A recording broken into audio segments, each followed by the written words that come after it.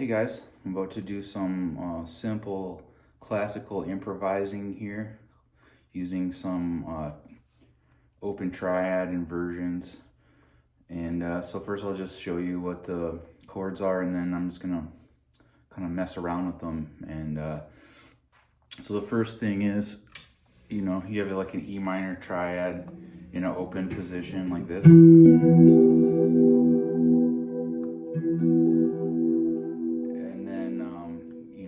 Classical music and everything else, everything should be voice led smoothly. So if I'm playing E minor and I want to go to A minor, I might go like that. If I want to go to B major, I might go like this. And these inversions, there's A minor,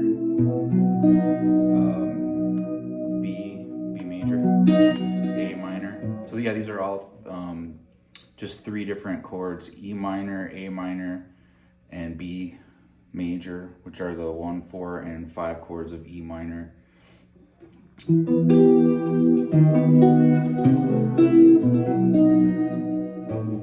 all these different inversions. So here's an A minor 7, E minor, B major. You could do a B7, E minor.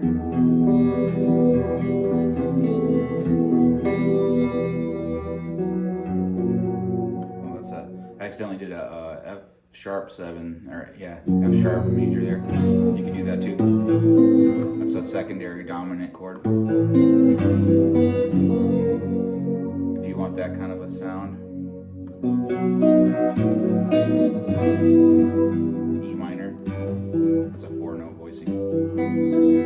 So, and if I were to go upwards, E minor, A minor, B, and for this B note, to harmonize the B note, you have a choice between B or E minor.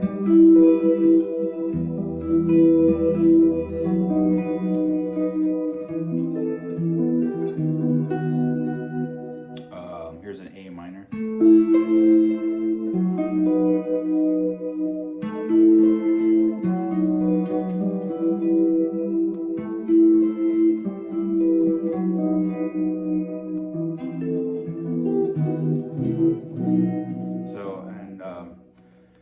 Just like in jazz, everything is melodically driven. So really, in a way, you're thinking only about the top note that you want.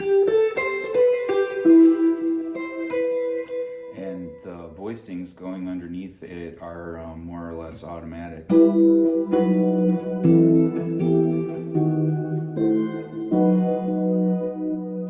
And if you practice these chords, you familiarize yourself with their different sounds, and then what happens is these sounds pop into your head as you're playing, and you automatically know what voicing it is that you're hearing in your head, and you reach for that voicing, and it all kind of becomes the same process. It is relatively simple, considering that you're limited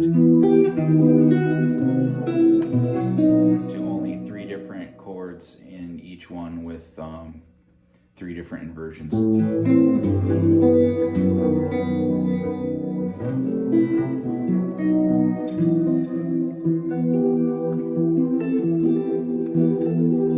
You're also able to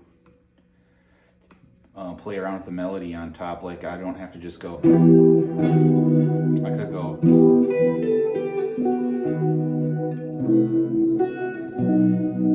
So you might hear some extra notes in your head that you can just grab that are outside of the chord voicing.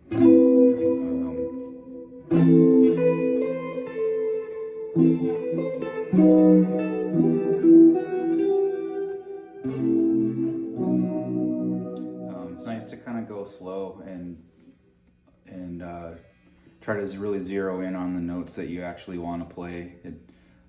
You don't have to really keep time when you're practicing. It's good to give yourself time. Your brain doesn't like to be rushed. So if you hear a certain beautiful chord in your head and you think you maybe don't have time to get to it, just stop and kind of slow down and try to play the thing you actually want to play, and get out of the habit of just grabbing like whatever is available and of being unhappy with your note choices in the end. So let's see, where were we? We were going upwards, so we had E minor. You have A minor here. You could do a B7.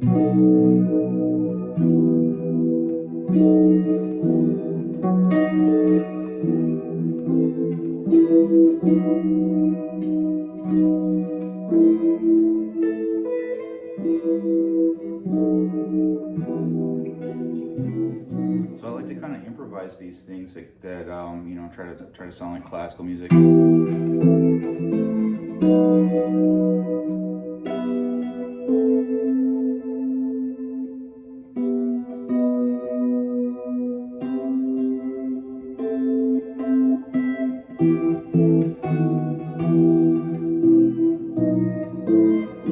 lot of times I don't really think, you know, there's ideas just pop into your head and you play them, and sometimes you'll I think you do your best playing when you almost just even forget that you're playing guitar. You might be staring out the window or something, and you know, I like usually have the recording running when I'm practicing, and I'll capture things, and that where it's like I can tell that I was sort of daydreaming for a second, and I don't know, things, it's amazing. I think your subconscious is kind of composing the music, or maybe it's coming to you from somewhere else. It seems to be coming out of the clear blue sky. So but anyway, let's see, we'll keep going here on these voicings. Here's another E minor, B major, or B7.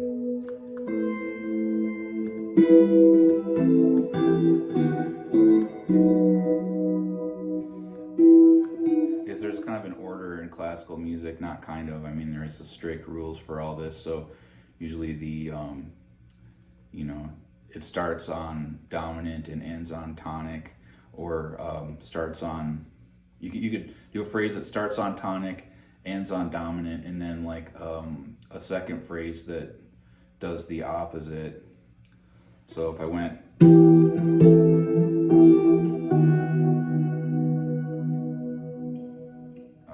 let's see.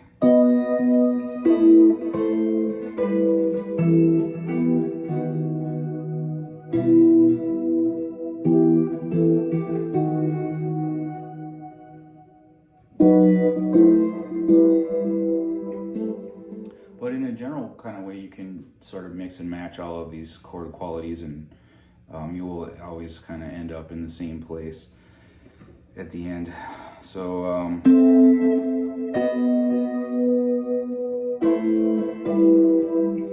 up here you would have, this is kind of fun right here, you have like a E minor and a B major, A minor,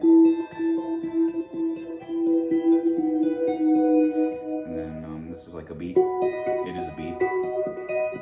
You can add this note on top of C, and that gives you a diminished chord.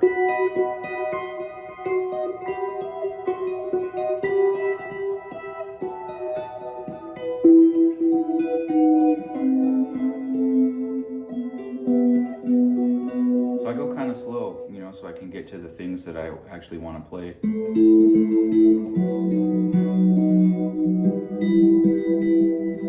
You train yourself to hit the brakes before you do something that you didn't really want to play.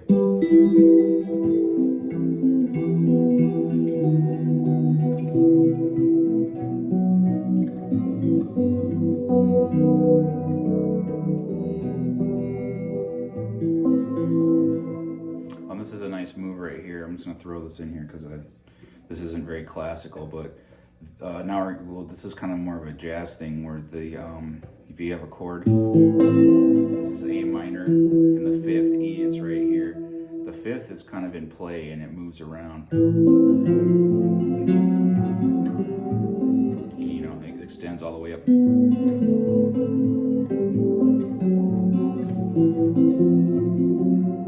The fifth, sharp 5, and then sixth, which implies D7. Those all sound really nice.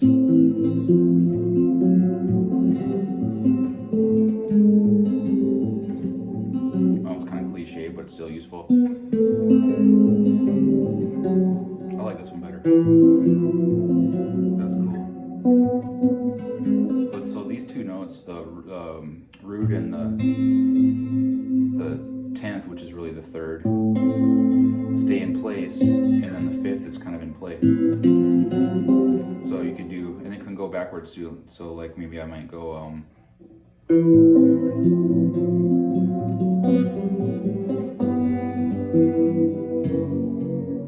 F sharp.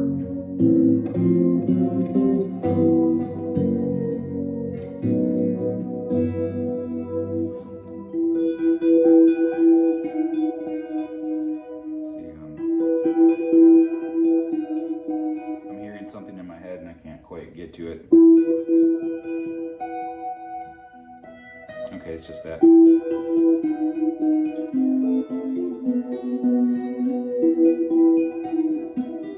Okay, yeah.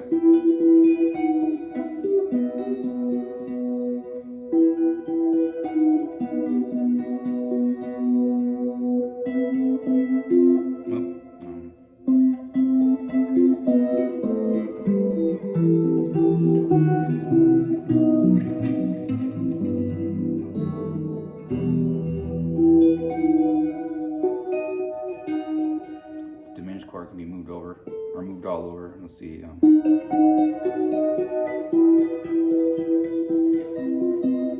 one of the things about classical voice leading, and I think it applies to jazz too, is you're supposed to avoid parallel fifths. And in diminished chords, there are no fifths, are no perfect fifths. So as long as you pass through a diminished chord, you're destroying any possibility of playing parallel fifths. So that's helpful.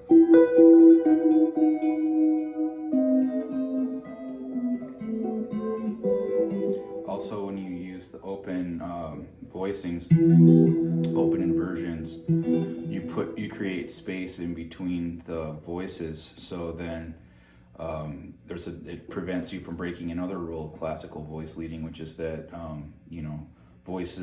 internal voices are not allowed to leap over the top of other voices. You know, you could picture a chorus singing like a chorale 4-voice music, and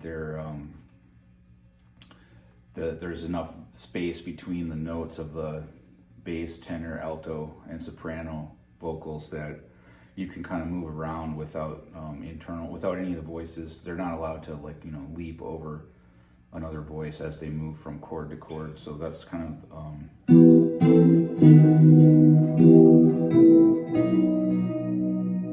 nice thing.